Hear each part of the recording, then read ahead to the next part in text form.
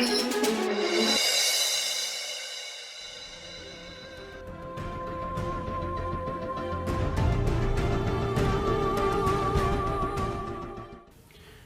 am Sar Madiel Ben Yehuda.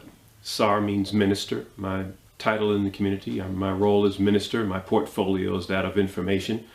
I'm charged to collect, to analyze, and then to disseminate information about the Hebrew Israelites here in Israel, about our particular history as a community and our history as a people connecting back to this land. We consider Israel to be Northeast Africa. We are living here in the southern portion of Israel in what is known as the southern Judean mountains. And of course, we have to make this clear that Israel predates any Palestinian connections here to this land. When you look at the name of Palestine, it was the name that the Romans gave to the land formerly known as Judea. Now, I didn't say Jewish or Judaism, but Judea. So the Judeans were the people that actually lived in this portion of this land prior to it being named Palestine by the Romans. So this is what we consider to be Northeast Africa. We are sitting on the African tectonic plate. There are African species of birds and animals and plants that you'll find all throughout this region. Why I took you here is that I want to show you that the country called Israel is sitting on the African tectonic plate. It's like all continents are sitting on a plate, okay? Mm-hmm. And these plates, sometimes they slide in, you know, and they rub one another. And see, and what happens, that's what happens when earthquakes happen. The plates begin to slide among one another. And if you get a crack in one of the plates, magma will come up, you know, like a volcano. Mm-hmm. A magnum would come up, and it will cause, you know, great devastation because of the volcano, but it's because of the shifting of these tectonic plates. Without question, we are in Northeast Africa. We are landlocked to Egypt, with the exception of the Suez Canal, which was a man-made ditch, a boundary now between, in fact, it's not even really a boundary anymore since Egypt has reclaimed the Sinai Peninsula. But nevertheless, even those of us who are Pan-Africanists in our thinking and Afrocentric, we forget and we leave off that portion of Northeast Africa and don't want to claim anything beyond that. Of course, Afrocentrists are still fighting tooth and nail for Egypt to be included as a part of Africa, because most Egyptologists and anthropologists, archaeologists of the Eurocentric persuasion will say that Egypt is in Africa. They had to concede that, but then they still draw the line by saying that they weren't Africans like that. In other words, they weren't dark-skinned people. And of course, this is all part of the Great Deception. And the reality is that if they give up Egypt, ancient Kemet, if they give that up and say that that was a part of black Africa, then they will also have to give up Israel. And that's why they draw the line at Egypt, because if they give up Egypt, they've got to give up Israel. Now, we're going to go over here, and I'm going to show you where Israel sits on the African tectonic plate, which means that Israel is Northeast Africa. Now, when we look at this map, this is the Sinai, okay? This is the Red Sea. This is Egypt. This is the Sinai. This is Israel. All right, this is Saudi Arabia over here. Now, if you see this in Hebrew, it says Haluach Afrikani, the African plate. Here it is right here. Israel is sitting right here. Israel is sitting on the Haluach Afrikani, which means that Israel is Northeast Africa. There is no Middle East area. If you sit here in Israel, you have a border with Egypt. So Egypt is in Africa. So how I can say this is Middle East? To me, it's Africa land. Blacks from Africa back to home, and also from Africa, from here, we've been there. And also for most of the blacks, they have a confusion about Israel. This is your home. This is your land. This is Africa. This is Africa. The Europeans, I mean, because we know the Europeans classify this as the Middle East. But this is Africa. This is Africa. This is north of Africa. Now they make Libya and Morocco and Tunis, they say it North Africa. It's west, the west. We are in the north. This is the Mediterranean Sea right here. So people say, well, why do you say, but it's Asia Minor? You know, when Europeans be talking about this Asia Minor, I ask them, where's Europe Minor? Where's America Minor? Okay, this is the only continent with a minor. And you know what that minor is? It's a minor lie. It's really a major lie. Understand? What you talking about, some Asia Minor? Where's Europe Minor? Where's America Minor? But see, when they say Asia Minor, they don't have to classify this land as being part of the African continent. And they want to call it the Middle East. The middle of what? We've done a great job in being able to demonstrate that this is Northeast Africa. And once we begin to look at it as such, and we stop believing this idea of Israel being a part of the Middle East. What do you mean Middle East? Is there an Upper East, a Lower East? What do you mean Middle East? It's a geopolitical term that the British, our good friends the British, that they used during their reign and their dominion, which has long since passed. The sun has long set on the British Empire. They no longer rule the seven seas, but they, in their world, in their worldview, they called this region the Middle East. And it made sense in that perspective, because going to their east, when they got as far as they could to their east, and they call that the Far East. And to this day, it's still called the Philippines, China, Asia, or Far East Asia, whatever. So when you look at going to those regions and passing through this region, passing through Syria, passing through Israel, passing through Egypt, passing through Afghanistan, Iran, etc., it made sense according to their worldview to call this the Middle East. It was the middle of their east. But no longer will a geopolitical term suffice for what we're saying is geological and geographical truth. Europeans classified this area as a Middle East. You know, and then since this the Middle East, the other question, where the Middle West? Where the Middle North and where the Middle South? They don't have no geographical terms like that. And the only reason why they use that term, Middle East, because it disconnects the proper connotation that should go with describing this land geographically. So to me, what I understood, also I learned in Ethiopia what is the geography of Africa and Middle East, automatically I feel like Africa. So even now, after 22 years, I saw the culture, I saw the meal, you know, most of, there is no Middle East culture. All of these things came from Africa, and also from this culture, or originally from here, from this land, from Jerusalem. And now to see the things properly Africa, not Middle East. So let the truth speak for itself. It's not my interpretation. Here it is in Hebrew. This is written in Hebrew. And in Hebrew that says? This says Luach HaAfrikani, the African tectonic plate. That's where Israel is sitting on.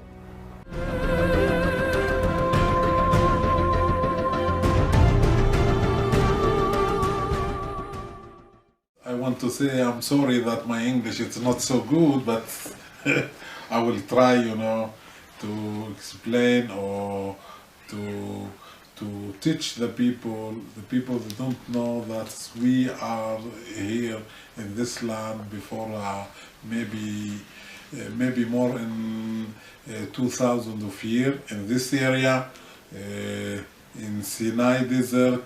It's not far from here. It's near the Jordan-Israeli border. There is our land, my grandfather's land. So So before, you know, before the state of Israel, the border of this Israel or Palestine is not in this border today. It's very near. Before it's El Arish in Egypt today. There is the border of this, the holy land. This is the religion thing.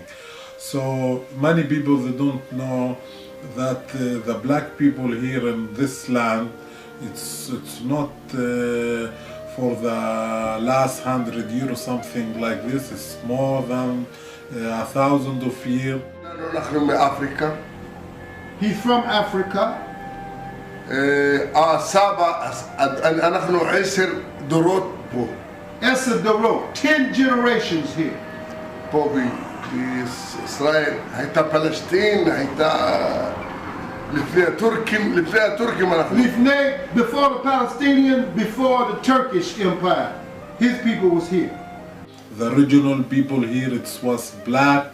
I know about the history of Beni Hilal. I know about the Zir Salem history. Everybody knows this.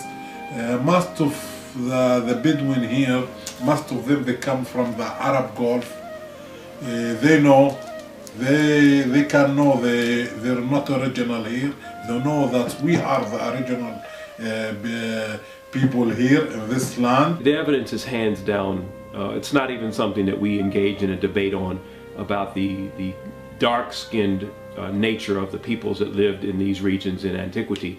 The reality is that we tend to look at this land based on what we've seen in contemporary times. And what do we see? We see fair-skinned Israelis and we see fair-skinned Arabs. I'm here, original here for 1,000 years. But the other tribes, I want to talk about the Bedouin. The other tribes here, all the Bedouin here. Other black Bedouins? Not the black, even the white. Even white Bedouin. Not the Bedouin, there's no white Bedouin. Yeah. Bedouin all black. It's not like me. Yeah. Little light skin, like, between white and mixed. All this tribe you see the Bedouin here, you tell them. Yeah. This will tell you I'm from Arab Saudi, the original. This tribe will tell you, yeah, I'm from north of the. Everybody will tell you he's not original for in this land. He came, not me. But you came. Did you originally? They came. But me, I say I'm here. So they have to be clear. If you discuss with them, okay, they say, all of you come here, okay? Who was living this land? They say it's a black man. The black man. And before maybe 2000 and a half, there's the Hebrews. The Hebrews. The Hebrews were black as well, right? Yeah, there was in this land, there was just the Bedouin, the black Bedouin like me, and the Hebrews. That's it. One of the things that we have to understand is that Sheikh Aid, men like Sheikh Aid and others who are the Afro-Bedouins, the Afro-Palestinians in this land, many of them are actually the original peoples of this land.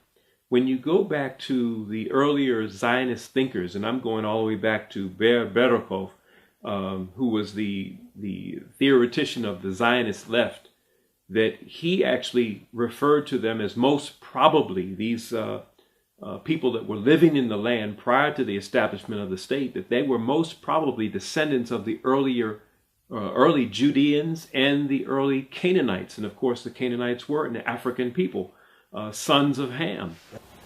We are deeply rooted in this country.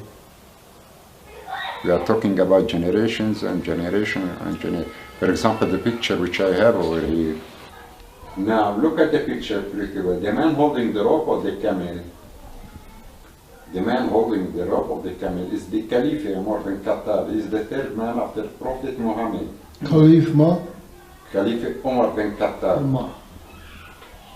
When he came to Jerusalem, look at the one who is riding the camel. He's a brother. You can say we began when the Islam came to Palestine, but I'm quite sure we are even before and before and before. The Israeli author Shlomo Sand, in his book, The Invention of the Jewish People, between the pages of 184 and 188, he goes into great depth talking about the early Zionist thinkers like Ber Bodakov and even David Ben-Gurion. He quotes David Ben-Gurion and Ben Zvi, Yitzhak Ben Zvi, talking about the fact that the early Judean peasants were actually the foundation of what they encountered when they came into this land. This is a book they wrote 30 years prior to the declaration of Israel's independence, and they recognized that the Fellahim, this peasant class, were actually those that had remained here, that had converted perhaps to Islam, that had converted perhaps to Christianity, depending on the ruling class, depending on the armies at the time that held Jerusalem and held this particular region. They simply, in their love for the land and the fact that these armies needed to be fed, they became the peasant class, the agrarian agronomists, the agriculturalists who continued to raise their crops and to take care of their families in a desire to stay on this land. Many black people there was here in this land. I see, for example, I want to tell you that thing. That history is in the history before maybe 2,000 years, something like that. There is in this area was a black tribe is called Beni Hilal. Then they say Zayd al-Halali. Everybody know. Everybody in all the Arab wars, if you saw you so strong, you this, they say, what, you are Zayd al-Halali. He was a very brave black man, very strong, very rightness. He like the right. He know the truth. He fight here in this land. Everybody know from the history, even today in our tribe, they remember this man. I have a book called The Arabs. I believe the author's name was Bertrand Thomas. On page 339, he says the original inhabitants of Arabia were not the more familiar Arabs of our own time, but a very much darker people. Now, why would you write a book on the Arabs and then tuck that little sentence away on page 339 talking about the original people? It's obvious that certain historians and anthropologists have something that they want to hide or that they don't want out front. And of course, the color of the people of this land in antiquity, that's what they don't want to be known. Even today, you see most of the blacks, because the war and here in the Middle East in the last maybe 100 years or 200 years, some of my family today, there's in Egypt, some of them in Jordan, some of them in the Palestinian Authority, and they know the original. They say we are from this Negev, this area. See, we are the same family. There is in Jericho too. We are in the same family. We live here in this land, but you know, a policy or political or and we don't care that we are not new here. But you know, the government before the Turkish people come here, they control this land for 400 years, and they left, and we stay in the desert. Then the English, the government of English people, they come here, maybe control some of a little time, and they left, and we stay here, and now it's the Israeli, and we stay here, and we could continue to stay in this land, and we trying, you know, to let the people know that's you know, everybody new one come here with the power, with the gun, with the muscles, with this is my land. But people, they have to know the truth. If you have the truth, you have the power, you have to be strength, you have to be to know. That's like I'm saying, everybody here, if you not have no right, you will go. I will stay here for 1,000 of years in the future. All right, let's dive a little bit deeper into this Middle East deception and see what's really going on. Now, we got a few puzzle pieces that seem like they may not make sense, but they make perfect sense when we look at the bigger picture. The Word of God tells us to seek and ye shall find. Knock and the door will be open to you. So we are seeking answers. We are seeking truth.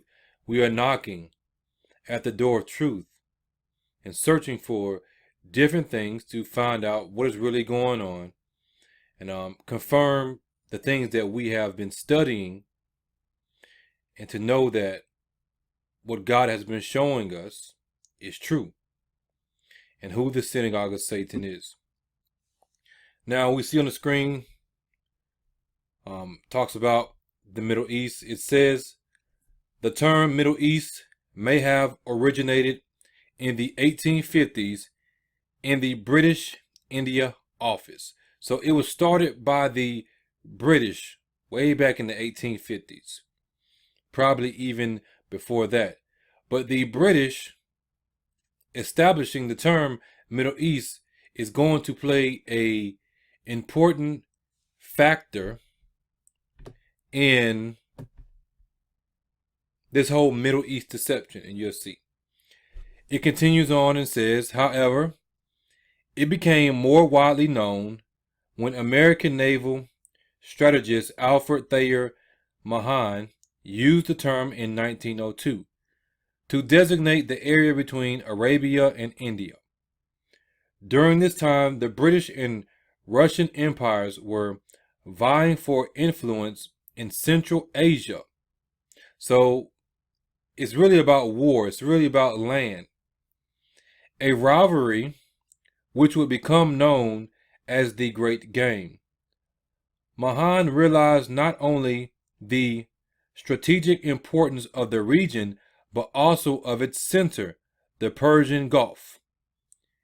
He labeled the area surrounding the Persian Gulf as the Middle East and said that after Egypt's Suez Canal, it was the most important passage for Britain to control in order to keep the Russians from advancing toward British India.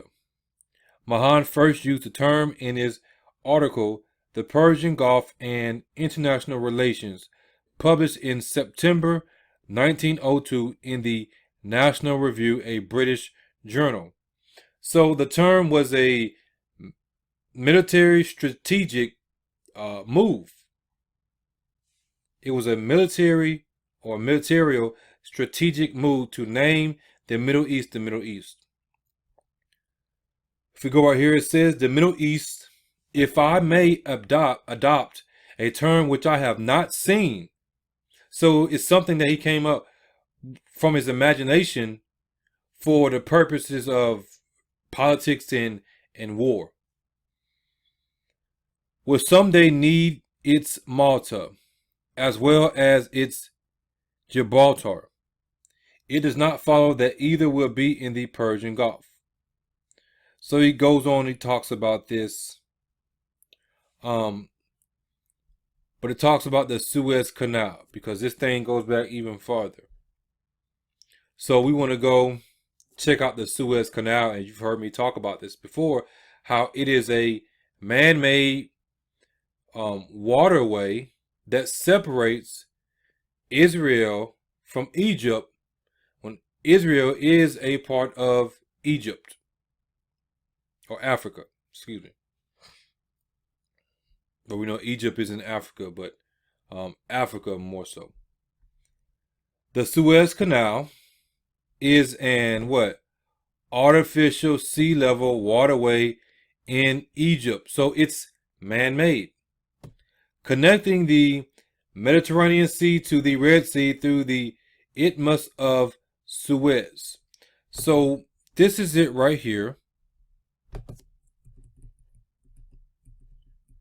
And I think we get another picture. That's a picture of it going up through there. But let's get a better shot.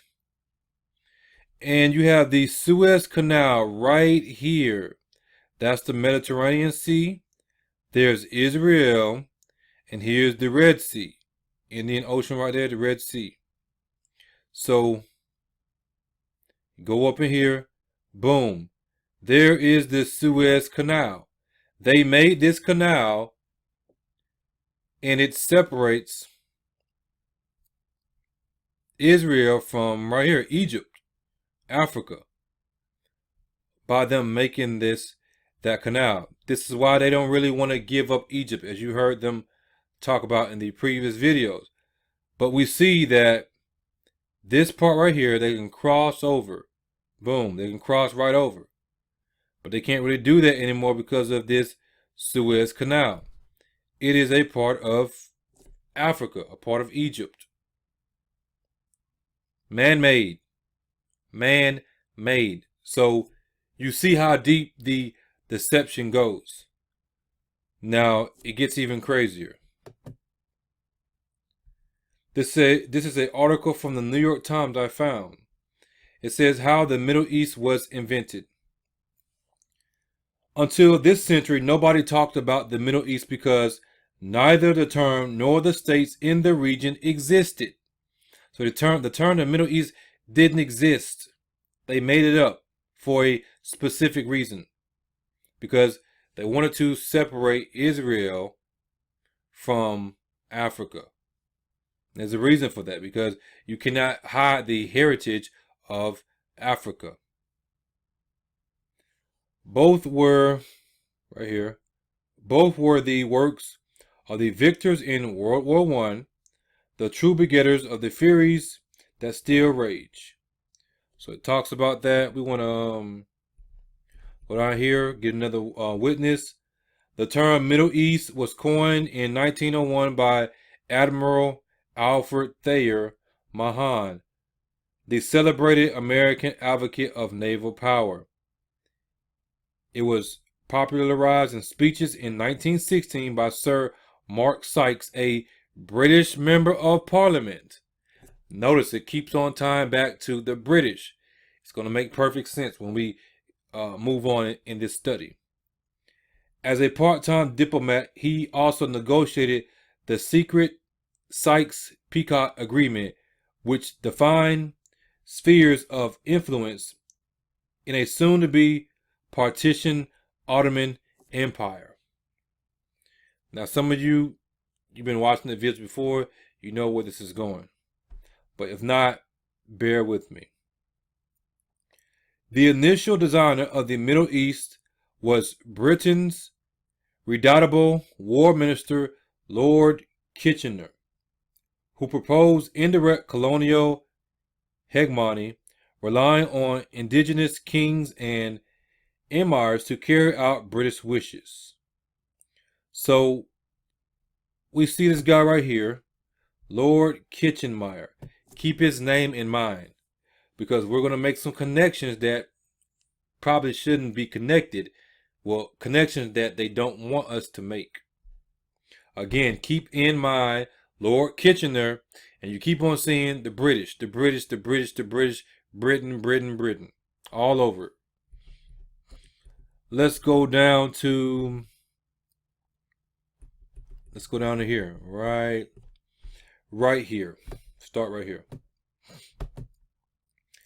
After Kitchener died on a torpedoed cruiser in 1960, his expansionist aims were eagerly taken up by new British Prime Minister David Lloyd George. So this guy pretty much took over his work. Liberating oppressed peoples in the rotting Ottoman Empire was emotionally appealing to the Welsh liberal.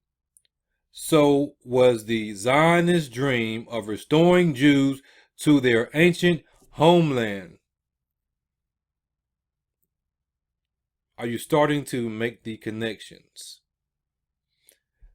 The result was a British promise to establish a, quote, national home for Jews in Palestine. You see, this whole thing about the Jews being in their land isn't based off of God doing it. It's based off the Balfour Declaration.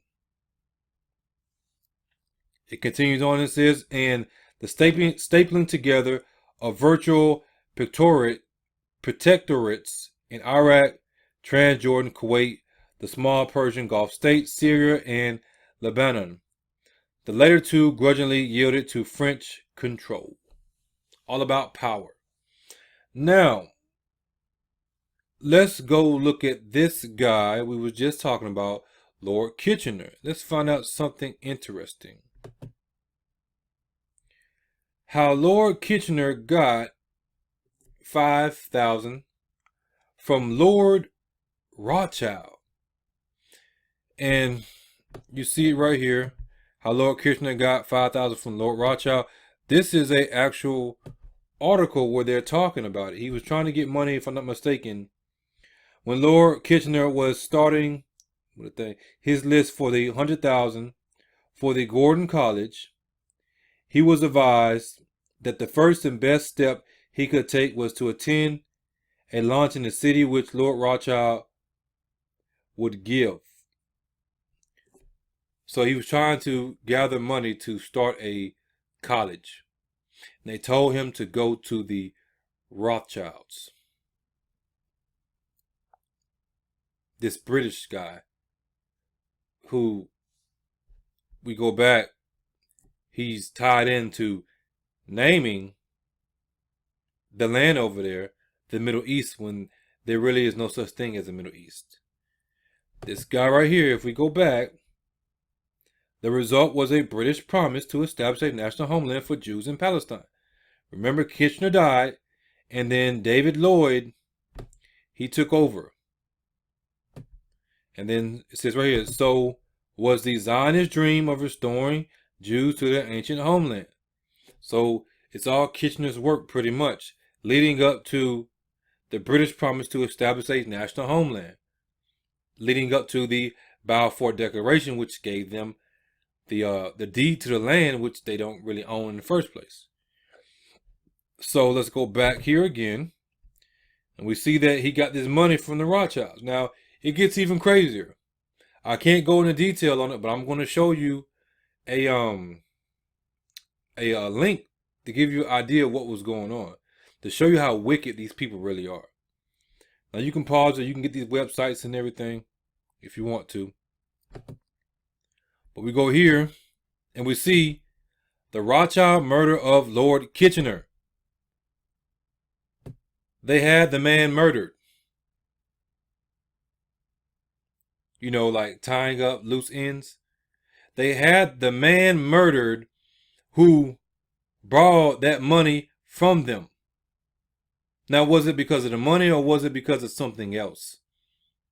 You may be saying, well, you know, I don't know. You tell me. The point is, we've made the connection between Lord Kitchener, who we just read about in the New York Times article, and how he helped bring in the Balfour Declaration for the establishment of the fake Jews in the land. And now we have a connection with him with the Rothschilds, and the Rothschilds had him murdered. I believe it from what I read and stuff. But let's continue on. Now, we are on, move myself over, might want to see that picture.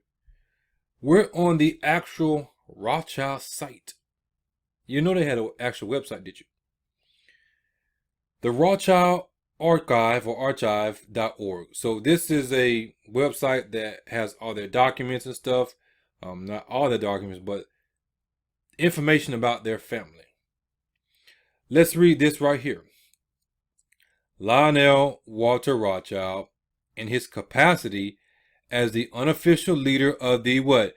British Jewish community.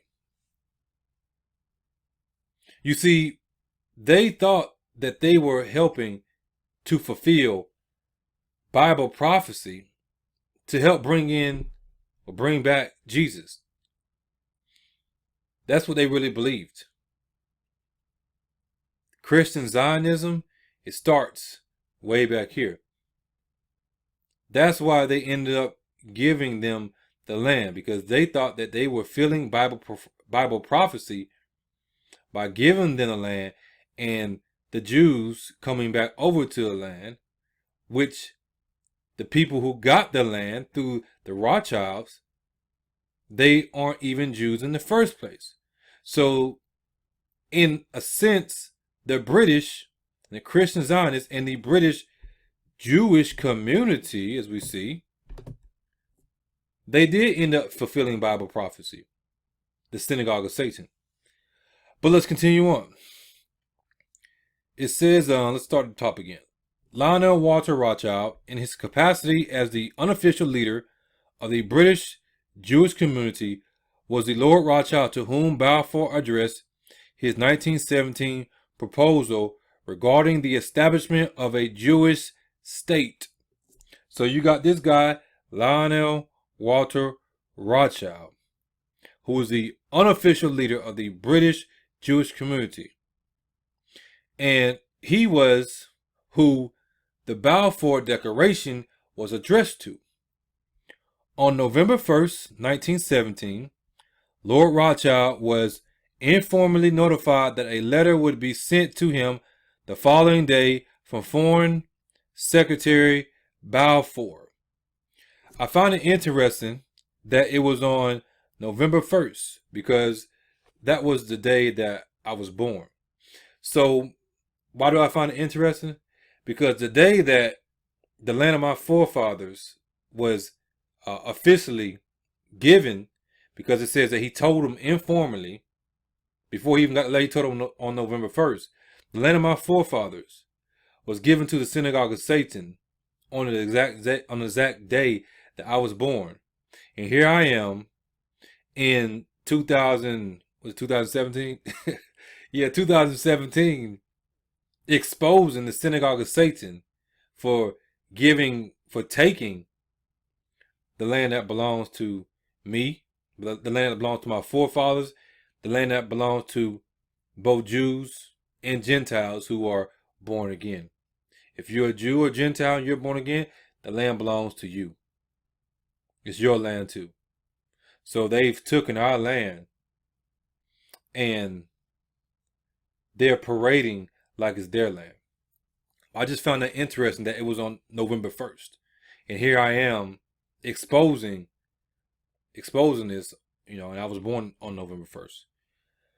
But that's stuff like they say, you can't make this up. You can't make this up. Where we at? In the letter, the British government expressed, it says, that letter was to be the Balfour Declaration. In the letter, the British government expressed its sympathy with Jewish Zionist aspirations and announced that it would use its best endeavors to facilitate the establishment in Palestine of a national home for the Jewish people. The Balfour Agreement became the diplomatic foundation stone of the State of Israel on the Rothschilds' own website. But people still want to say that, oh man, you're lying. You're lying. Those are the Jews. God established them in their land in 1947, 1948? Was it May something? Was it May 1st? Let's go find out. May 14th.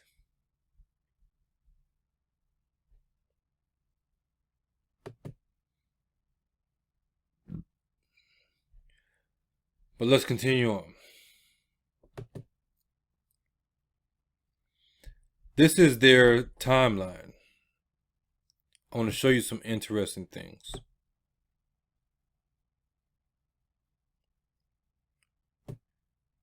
First, identified Rothschild ancestor in Frankfurt. So 1450s. Let's read some of this. In 1973, under the direction of Victor III, Lord Rothschild, a detailed Rothschild family tree was commissioned which traced the family back to Uri Fibish in 1450. The primary sources for the first 10 generations of the 1973 family tree were, don't know how to pronounce it, so we're going to skip over it. But look what it says right here. The Memobosch, I guess that's memory or something like that. I used to speak a little German, but I can't even remember how to speak German like I used to. But some of these words look familiar. I just don't know how to pronounce them anymore. That's because I was, my dad was in the military. I'm an army brat. We lived in Germany for like, I think like 8 years on 3 different occasions and stuff. But it said the Memo Bunch of the Frankfurt Jewish Community, National Library, Jerusalem, the Burial Society record of the Frankfurt Jewish Community. So you see, these people are claiming to be Jews back in the 1450s.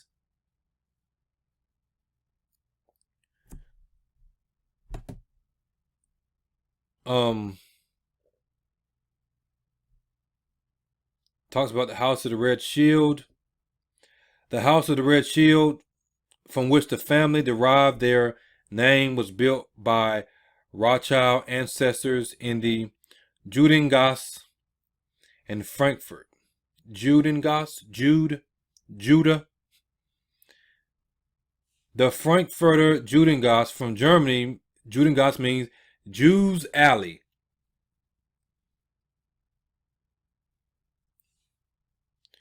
Was the Jewish ghetto of Frankfurt and one of the earliest ghettos in Germany. It existed from 1462 until 1796 and was home to Germany's largest Jewish community in early modern times.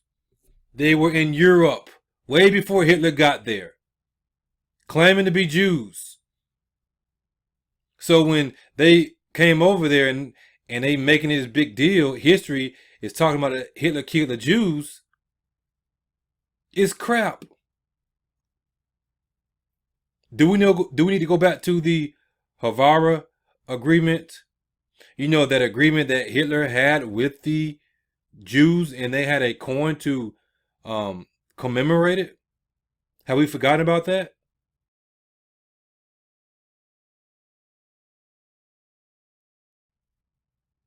Or how Hitler had Jews in his army? And now you're seeing even more evidence that they were claiming to be Jews before that? And that they were in Germany?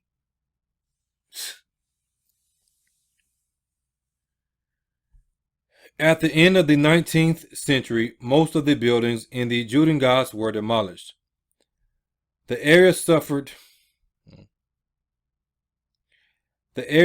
major destruction during World War II, and reconstruction has left no visible. If it stopped doing this, let's move on.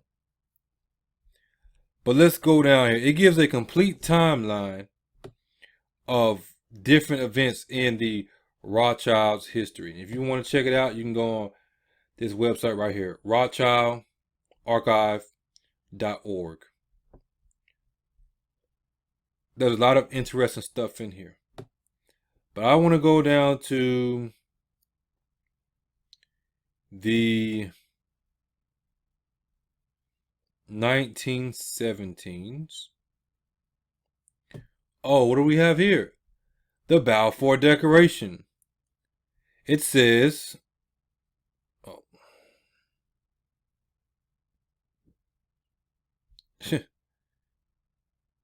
guess it don't want to act right now, huh?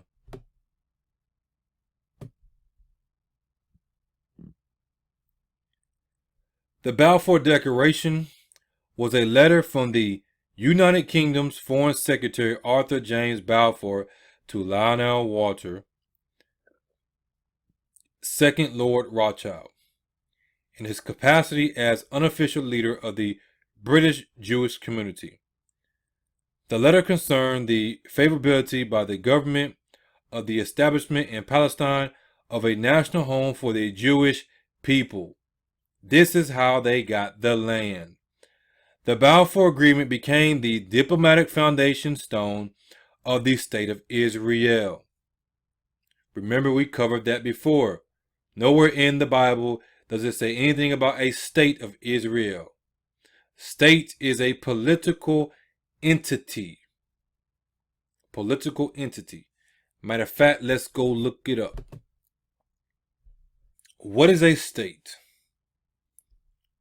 A body politic, or a political body, or society of men united together for the purpose of promoting their mutual safety and advantage, by the joint efforts of their combined strength.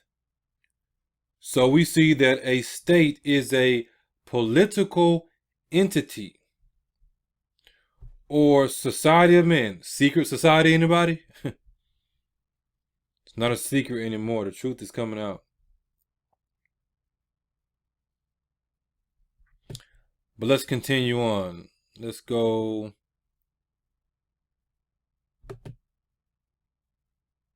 back here. And I want to go to, let me find it. Baron Edmund de Rothschild establishes the Palestine Jewish Colonization Association.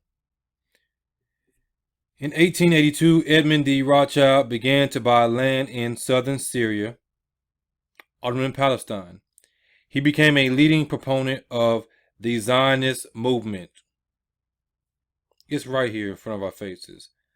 Financing the first site at Rishon LeZion, and promoting industrialization and economic development. Edmund played a pivotal role in Israel's wine industry.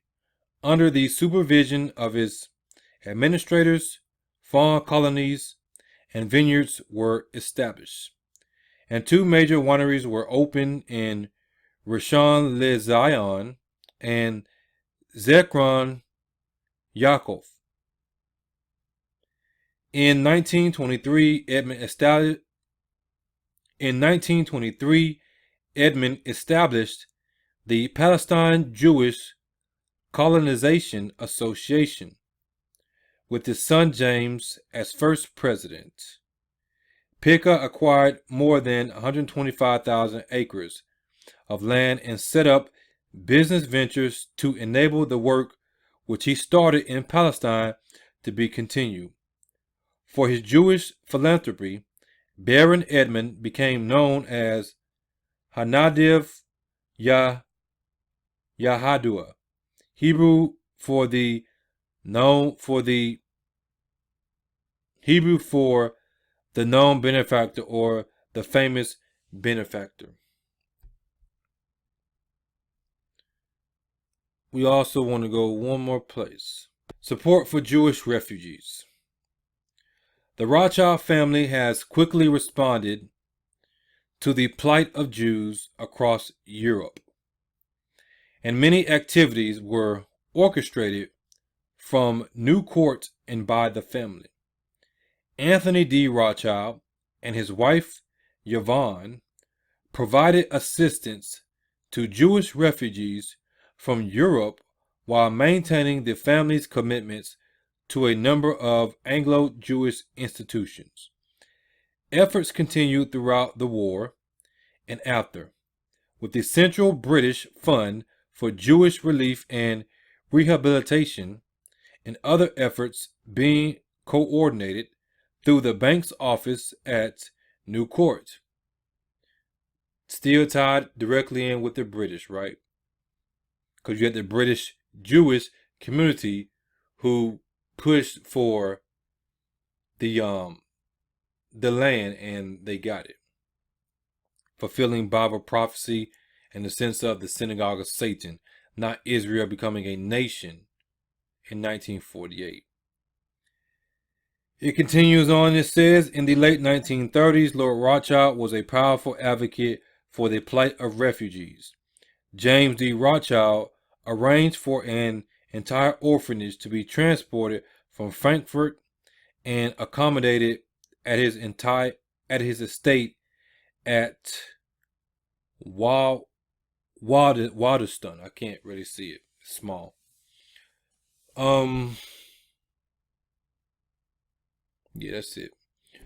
So you see that the whole Middle East thing, it's a deception. It was set up way back then because they knew what they were going to do. They wanted the land so they can set up over there and pretty much really fulfill Bible prophecy as the synagogue of Satan. Check the information out for yourself. God bless you. In Jesus Christ's name, as always, stay focused for Jesus. And truth isn't debated, it's declared. How longer will we continue to believe the lies?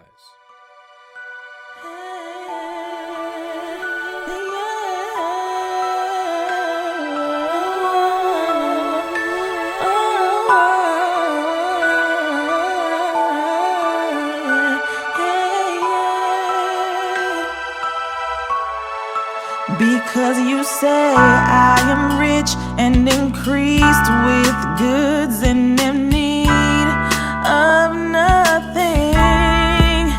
And no, you are wretched and miserable, poor, blind and naked. So then because you are lukewarm and neither cold nor hot, Jesus said that he would spit you out of his mouth. Stop playing church. We become something else, something worse, something more like the world. Where is the church? We become something else, neither hot nor cold, but lukewarm, lukewarm church.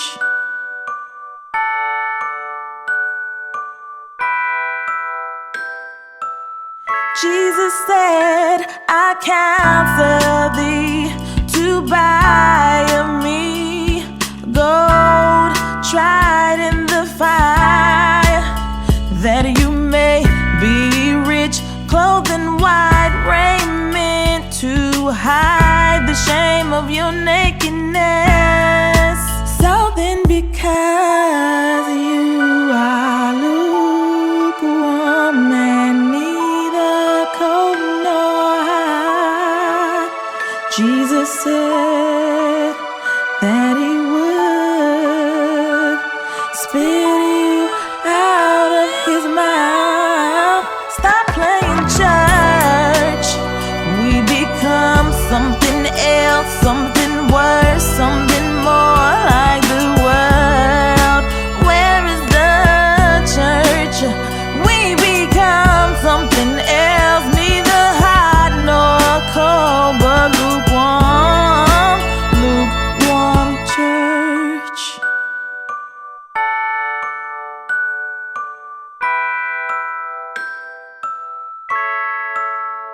You say you a Christian, living like a child to hell. You a Christian, go to church, say the sinner's prayer. You a Christian, stay getting high, getting throwed, yeah. Monday through Saturday, anything go, yeah. Caught up in the world and left your first love. Jesus died in your place, he shed his precious blood. But you gotta be seen, pastor, apostle. Wake up, church, time to go and preach the gospel. Because you